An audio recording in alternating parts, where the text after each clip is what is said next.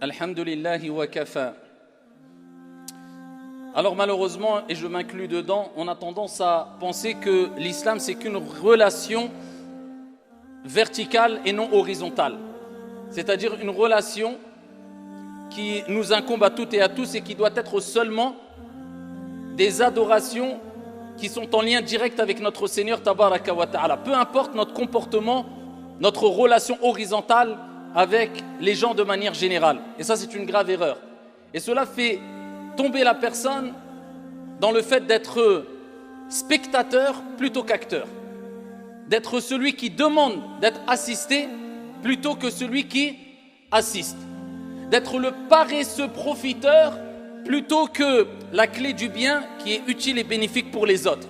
D'être une personne égoïste, que Dieu nous en préserve. Tout simplement parce qu'on a pensé que le fait de faire beaucoup de prières, de jeûner le mois du Ramadan ou des jeûnes surérogatoires suffisait pour être aimé par Dieu. Et ça, c'est une erreur totale. Voilà pourquoi, comme nous allons le voir, incha'Allah ta'ala, le prophète lui-même, alayhi salatu wassalam, n'a pas voulu que les compagnons soient éduqués ainsi avec cette mauvaise compréhension.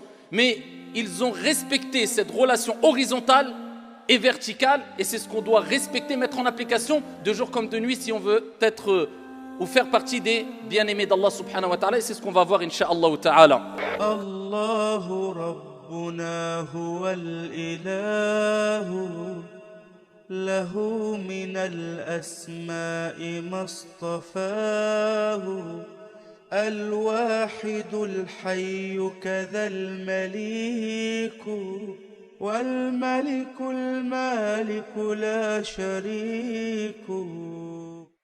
Ayyuha al-musallun, Allah Jalla wa Ala nous dit dans le Coran et il nous rappelle, occupe-toi bien sûr de toi avant tout. Va pas essayer de sauver les gens alors que toi tu es tordu, tu es corrompu, tu es égaré, tu n'es pas éduqué. Éduque ta propre personne, sois éduqué afin d'être une clé, miftahul khayr, une clé du bien. C'est pour ça qu'Allah il dit dans le Coran, Ya ayyuhalladhina amanu qu anfusakum wa ahlikum nara. Ô vous qui avez cru, préservez vos personnes, préserve ta propre personne. Il commence par toi. Pourquoi? Parce qu'au jour de la résurrection, comme vous le savez toutes et tous, et on le rappelle et on le répète car le rappel profite aux croyants, tellement que ce jour sera terrible, le jour de la résurrection, et difficile, ce jugement, le grand jugement. Et bien qu'Allah Jalla wa Ala a décrit ce jugement par ses propos, Yawma yafirru al-mar'u min akhihi wa ummihi wa abihi wa sahibatihi wa banihi. Le frère verra son frère, il ne sera pas heureux de le voir, mais il le fuira, par crainte d'avoir des responsabilités, des comptes à rendre devant Dieu auprès de ce frère-là. Même de ton père et de ta mère, na'am, tu verras ton père, tu ne seras pas heureux de les rencontrer, mais tu sais que c'est le jugement, tu auras une crainte, tu auras peur de devoir rendre des comptes devant Dieu auprès de tes parents, eh bien tu prendras la fuite. Ce jour sera terrible, ayyuhal akhyar. C'est pour cela qu'il faut d'abord s'occuper de soi-même, se réformer soi-même, parce que le jugement va te concerner, toi, ya Abdallah. Mais Dieu ne s'arrête pas là. Il te dit, préoccupe-toi de toi, préserve ta propre personne, qu anfusakum wa ahlikum nara. Et vos familles. Pourquoi? Parce que l'islam demande, l'islam te demande, ya Abdallah, l'islam nous demande, ya ibadallah, de se réformer, de s'éduquer, d'améliorer notre comportement, d'essayer d'atteindre at-taqwa, la piété, mais ensuite de ne pas être égoïste. Et les gens autour de toi, et ta mère et ta sœur, et la communauté et la umma, et la société, et les gens de manière générale, et les animaux, tu ne t'en préoccupes pas, c'est pas l'islam. Ça n'a rien à voir avec l'islam. C'est pour ça que le prophète sallallahu alayhi wa sallam, dans le long hadith très connu de Tabarani fi sanadin sahih, il met en avant bien, le fait de s'entraider. Tu ne penses pas qu'à toi, tu n'es pas un égoïste. Nafsi, toujours moi. Moi je suis bien, khoya. Je fais mes prières, je rentre chez moi, je dors. Le reste, khoya, c'est pas mon problème. Ça ne se passe pas comme ça. Cet égoïsme-là, cet individualisme n'a rien à faire, n'a pas sa place dans l'islam. On pense à ceux qui sont autour de nous avec des priorités, al-awlawiyat.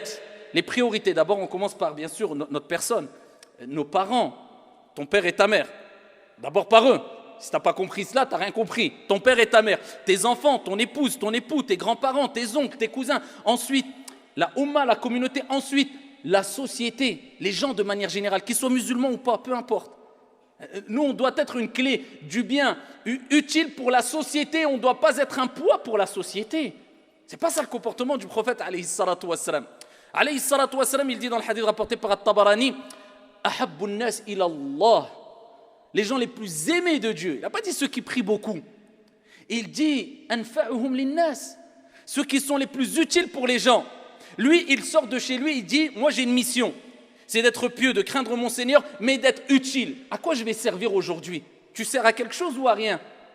D'accord? Tu es une clé dans la poche de quelqu'un, une sorte de métaphore, qui n'ouvre aucune porte, ou tu es une clé du bien, qui ouvre plusieurs portes. Tu es utile ou pas? Ou dis si tu veux, tu es aimé par Dieu ou pas? Tu veux le savoir? Eh bien, pose-toi la question, est-ce que je suis utile pour les gens ou pas? Est-ce que les gens ont besoin de moi? Ou est-ce que les gens ils se disent, bon, qu'il soit là ou qu'il soit pas là, il ne sert à rien du tout? Je ne te parle même pas de la communauté, au moins dans ta famille. Est-ce que tu es utile pour ta famille? Dans ta ville, au moins dans ta ville, tu es utile. Est-ce que tu te poses la question, ya Abdallah, ou est-ce que tu dis, moi je salli hada yakfi? C'est pour cela, ayyuha al-akhyar, qu'il faut comprendre que la religion, c'est une relation horizontale aussi. Et c'est pour cela que Allah il a rappelé que des gens seront les témoins de Dieu sur terre. Quand la personne va mourir, vous connaissez tous le texte avec Omar et le prophète quand il y avait le janaza. Et quand le prophète il a dit wajabat, quand les gens parlaient en bien sur une personne qui était décédée, ensuite une autre personne décédée, ils ont parlé en mal, eh bien le prophète alayhi salatu wassalam a rappelé que c'était accepté, c'est-à-dire leur témoignage. Si tu meurs, les gens parlant bien de toi, ça t'aidera pour l'entrée au paradis. Et qu'Allah nous préserve de cela. Si les gens parlent mal de toi ou les gens disent bon débarras, ça sera ici un argument contre toi au jour de la résurrection. Donc dis-toi, quelle trace j'ai laissée derrière moi? Est-ce que j'ai aidé les gens pour qu'ils disent wallah celui-là il m'a aidé? Wallah il y a des gens qui, qu'ils soient vivants ou morts, les gens quand ils les citent, ils ne disent que celui-là il est venu à mon secours, celui-là il m'a aidé, celui-là il a été toujours ici prêt pour m'aider à n'importe quelle heure. Ça c'est les clés du bien. Ça ce sont les bien-aimés d'Allah. Ceux-là ce sont les rapprochés d'Allah subhanahu wa ta'ala. Et ce sont ceux-là qu'Allah va aider. Le prophète alayhi salatu wa sallam a dit man kana fi hajati akhi kana Allahu fi hajati. Celui qui aide son frère, wallahi wa rabbil Ka'ba, Allah t'abandonnera jamais. Tu sais quand toutes les portes vont se fermer, tu te retrouveras dans une situation difficile, tu vas dire mais Allah viendra à ton secours. Alors qu'il n'y aura personne, hein. Allah viendra à ton secours. Pourquoi? Mets la cassette en arrière. Tu te rappelles quand Foulen, il avait de graves problèmes, personne ne pouvait l'aider. Et tu es venu, tu lui as dit, tu as des problèmes financiers, je t'aide. Tu te rappelles de un tel, quand il n'y avait personne pour l'aider, ne serait-ce que pour son déménagement et tout le monde prenait la fuite. Asmahlia, j'ai rendez-vous chez... Et t'inventes des rendez-vous. Eh bien, toi, tu es parti l'aider. Eh bien, voilà. An-Nasr, le secours d'Allah, il est venu par là. Il est venu de ce côté-là. Man kana fi hajati akhi, kana Allahu fi hajati. L'islam, ce n'est pas que salah, ce n'est pas que rester à la mosquée.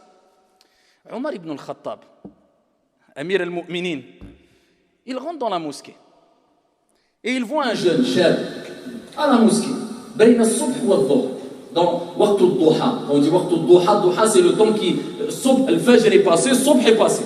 Ouais, il était jalis à la mosquée, assis à la mosquée. Et il a le Coran ou le dhikr ou la. Omar ibn al-Khattab, il l'a appelé. Il lui a dit...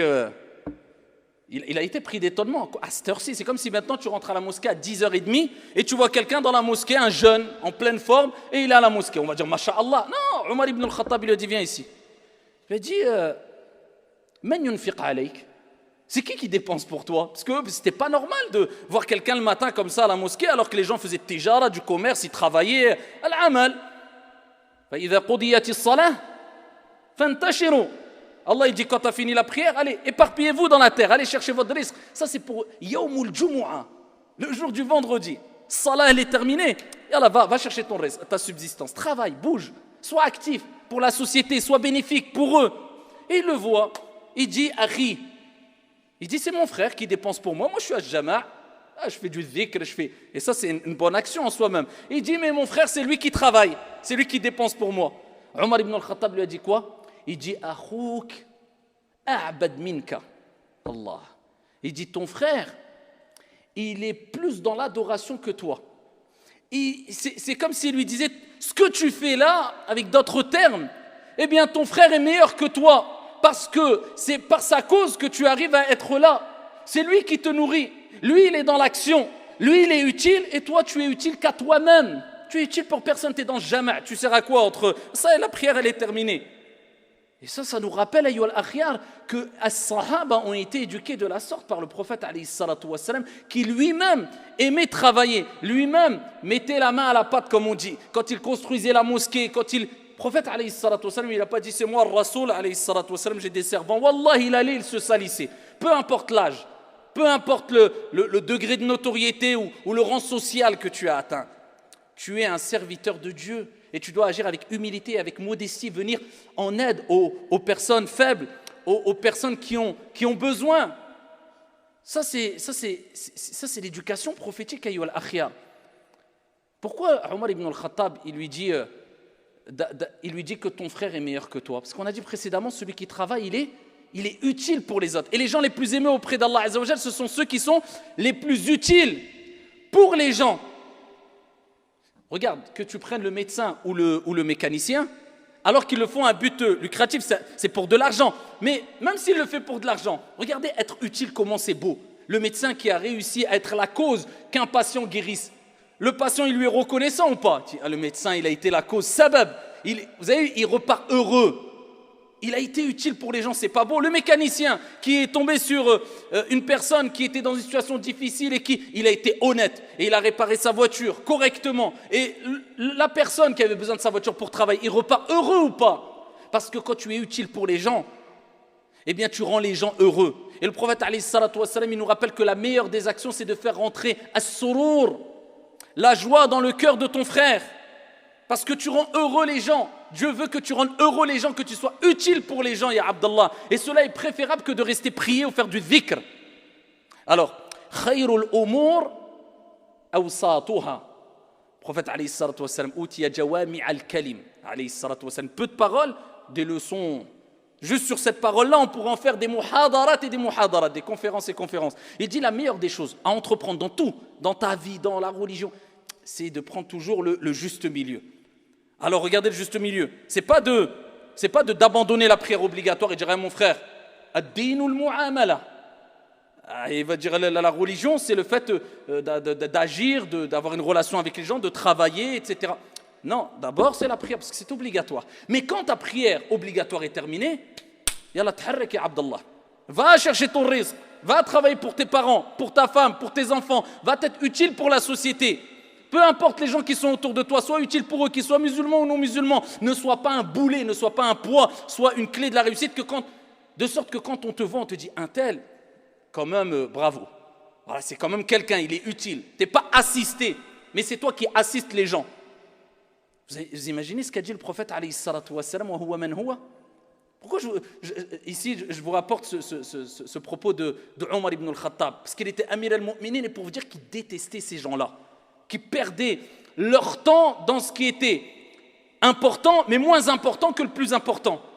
Le prophète alayhi salatu wassalam lui-même, ce qu'il disait, dans le même hadith de Tabarani bi sanadin sahih, il m'est préférable d'accompagner une personne qui a besoin d'aide. Il m'est préférable. Donc toi, tu es en train de saller, tu as fait salam alaykum, salam alaykum. Allez, c'est quoi le préférable? Tu vois qu'on a besoin de toi pour aider dans la mosquée, c'est de te lever et d'aider, ou alors de rester subhanallah, subhanallah. Alors que tout le monde a besoin de toi. Subhanallah. Comme par hasard, pendant 2 heures, subhanallah. Quand on a besoin de toi, subhanallah, 2 heures. Mais quand il y a le mec là qui est posé, il n'y a plus de dhikr. Tout de suite, on s'assoit. Ou alors, est-ce que c'est mieux d'aller aider? Prophète alayhi salatu wassalam, yujib, il répond. Il dit, il m'est préférable d'aider quelqu'un. Il m'est préférable. Prophète lui-même. Hein.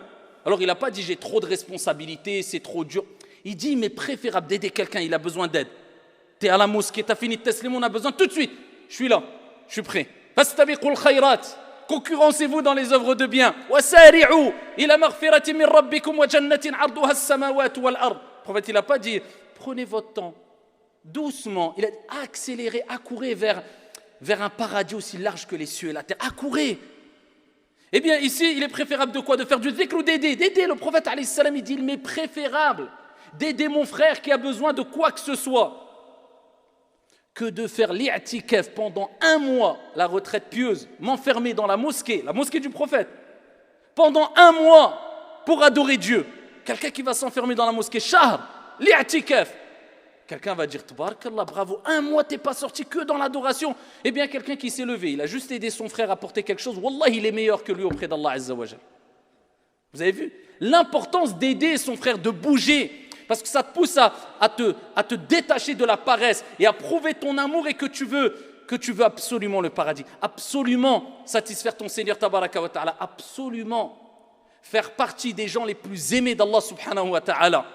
C'est pour ça que je vous ai dit précédemment, il y a des hommes qui ont compris cela, des grands hommes qui ont marqué l'histoire, qui ont compris cela.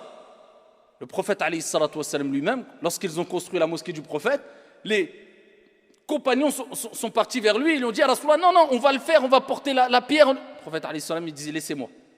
Lui-même, il voulait porter les pierres, alayhi salatu wassalam. C'est pas, il venait juste que quand tout était fait, masha'Allah, oh, il y a de quoi aider, c'est juste pour nettoyer quelques poussières. Non, quand il fallait salir, il était là, c'était le premier, je suis là.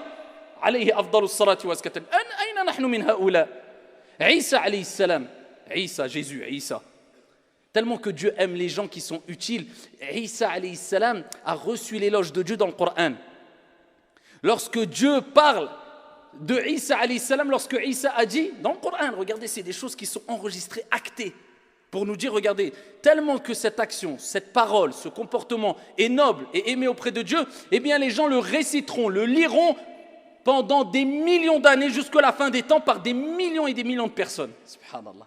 Isa alayhi salam a dit « Waja'alani mubarakan aynama kunt » Et Dieu a fait de moi une bénédiction où que je sois. C'est quoi une bénédiction? Ça, c'est des gens qui ils ont tellement le baraka, la bénédiction, eh bien que où ils vont, eh bien ils font changer les choses, ils font évoluer les choses. Ils sont bénéfiques, ils sont utiles pour les gens. Tu vois, quand tu as le baraka dans l'argent, il y a des gens, ils ont un peu d'argent, c'est halal, mais subhanallah, ils font beaucoup de choses avec. Parce que, voilà, c'est bénéfique, cet argent a de la bénédiction. Et il y a des gens qui ont beaucoup d'argent illicite, mais tout part. Il n'y a pas de baraka. Eh bien, il y a des gens, c'est comme ça. Eux-mêmes, ils sont bénis. Et ce sont des bénédictions ambulantes. Où qu'il aille, il est bénéfique pour les autres. Ce n'est pas il est bénéfique que pour lui. وَجَعَلَنِي مُبَارَكًا أَيْنَمَا كُنْتُ. Il a fait de moi une bénédiction. Que je sois quelqu'un de béni, utile pour les gens, où que je sois. Abu Bakr, radiyallahu anhu warda. Abu Bakr, vous savez c'est qui Abu Bakr? Regardez la responsabilité qu'ont le hukam, les gouverneurs aujourd'hui. Ils ont une lourde responsabilité sur le dos. Ils doivent gérer tout un pays, ils ont une responsabilité auprès des gens, auprès de Dieu, ils ont une lourde responsabilité. Imaginez-vous celui qui a eu une responsabilité tellement lourde que même toutes les responsabilités de tous les gouverneurs et rois et présidents d'aujourd'hui, eh bien, n'atteindront jamais la responsabilité qu'il avait. Abu Bakr radiyallahu anhu warda. Et pourquoi pas? Eh bien, il a dû succéder à qui? À un prophète. Le meilleur des prophètes sur la surface de la terre. Imagine-toi la mas'ouliya, le prophète meurt, eh bien on dit à Abu Bakr, maintenant c'est toi qui vas prendre la relève. La responsabilité, donc vous croyez bien, vous comprenez bien qu'il ne devait même pas avoir, peut-être il devait dormir 3 ou 4 heures par nuit, ou ça devait être avec cela. Ça, dans quel monde ils étaient, dans quel monde on est. Après, quand les gens font une petite action, ou donnent un cours, ou alors donnent 10 € fils habilillah, c'est noble, hein. Mais quelquefois, on a l'impression qu'on a fait je ne sais quoi. Mais quand on regarde ce qu'ils ont fait, ceux qui nous ont précédés, l'humilité, la modestie, l'investissement qu'ils avaient, wallah, on a honte de nous. Et ça, c'est pour nous booster. Et moi, le premier, je m'inclus dedans, à se réveiller. Parce que la vie est courte, c'est un examen. En tout cas, tant pis pour celui qui n'aura pas profité. Abu Bakr, radiyallahu anhu warda, tous les matins, ba'da salat al-fajr, il partait en courant dans les rues de Médine et il rentrait dans une maison. Il restait pendant une période, il sortait couvert de poussière. Omar ibn al-Khattab, à chaque fois, il le surveillait, il dit, c'est pas possible. Pourquoi il rentre à chaque fois dans cette maison, il sort couvert de poussière? Une fois, 2, 3, 4, 5, 6. Omar, il a dit, je vais aller frapper à la porte dès qu'il sort et je vais voir c'est qui, qu'est-ce qui se passe dedans. Il frappe à la porte. C'est une femme qui ouvre la porte, aveugle, veuve, 3 enfants, en situation de difficulté, pauvre. Et il dit, Omar ibn al-Khattab, je frappe à la porte, il y a une personne qui est sortie de chez toi? Elle dit oui. Elle dit, tu connais? Elle dit non. Il dit, mais il vient pourquoi? Elle dit, tous les matins, il vient chez moi. Après Salat al-Fajr, il nettoie toute la maison. Il traite la chèvre. Elle avait une chèvre. Il traite la chèvre. Il lave le linge. Et il prépare à manger. Radiyallahu anhu. Et ensuite, il repart. Omar ibn al-Khattab, il s'est mis à pleurer. Et il a dit, Ya Amir al-Mu'minin, tu as mis la barre trop haute pour nous après toi. Il a dit, la charge elle est trop lourde après toi. Comment tu as mis la barre comme ça, et quand tu vas partir, nous, comment on va réussir à assumer ce que tu assumes? Comment on va avoir ce niveau? Comment on va assumer cette responsabilité? Min al-mu'minina rijal. Parmi les croyants, il y a des hommes.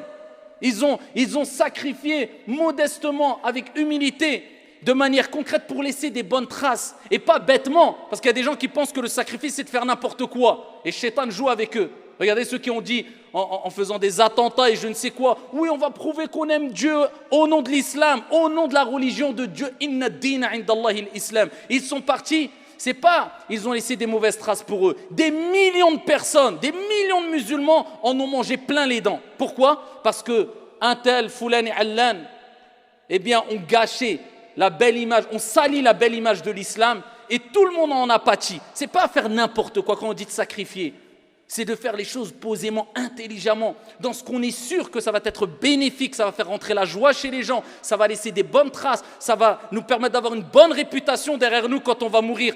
Même les non-musulmans, certains parleront bien de toi, parce qu'ils te connaîtront comme quelqu'un de bon, quelqu'un d'honnête, quelqu'un d'utile. Et où sommes-nous par rapport à ces gens-là, billahi alaykum, jusqu'à ce que quelquefois on a l'impression que lorsqu'on doit aider quelqu'un, c'est un boulet, c'est un poids, ou alors aider la communauté musulmane comme si Dieu faisait la manche, hasha lillah. Allah, il a besoin ni de toi, ni de moi. Allah, Jalla wa ala, il crée et il choisit. Donc dis-toi bien que lorsque Dieu t'a utilisé dans le bien et tu viens en aide à ton frère ou à ta sœur, c'est qu'Allah, Jalla wa ala, t'a choisi. Parce que Dieu, il crée et il choisit. Et il ne va pas choisir n'importe qui. Quand tu travailles pour Dieu, pour une communauté, là on parle de venir en aide à une personne. Que dis-tu si tu viens en aide à une communauté? À travers ton investissement dans une mosquée, ou pour la da'wa, la prédication, ou dans une école, tu viens en aide à toute une communauté. Ya Abdallah, tu ne peux même pas imaginer la récompense. Mais est-ce que toi, tu as compris que c'est Dieu qui t'a choisi? Et que lorsque toi, tu n'arrives pas à aider, tu n'arrives pas à participer, tu n'arrives pas à t'investir, c'est Dieu qui ne veut pas de toi. Tu ne te poses pas cette question-là en disant, et à te donner des fausses excuses, oui, mais j'ai ceci, j'ai cela.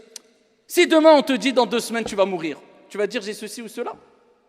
Tu vas faire tout pour donner un temps, en restant dans le juste milieu, bien sûr, en gardant un temps pour ta famille, pour ton travail, mais un temps pour autrui, pour les gens, pour être bénéfique d'une manière ou d'une autre, pour la communauté de manière particulière et pour les gens de manière générale. Ainsi étaient les Sahaba qui ont compris que ça ne servait à rien de vouloir se donner à 100%, à fond, à 1000% pour la vie d'ici-bas, car peu importe ce que tu auras amassé dans cette vie d'ici-bas, le jour où tu vas sentir que tu dois quitter ce monde, pour certains, tout ce qu'ils ont amassé, c'est plus une souffrance qu'une joie.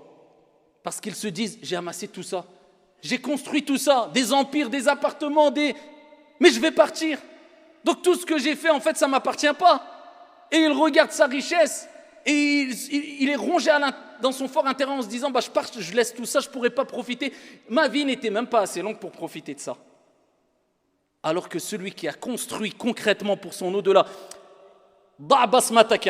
pose ton empreinte, qui a laissé son empreinte ici-bas, wallahi, il profitera de ce qu'il a laissé ici-bas par la réjouissance de l'œil et dans l'au-delà, parce que les gens le verront à travers ce qu'il a construit. Et je terminerai avec cela. C'est pour ça qu'Ibrahim alayhi salam, vous savez que quand il a demandé, il est en train de construire, élever les assises de la Mecca,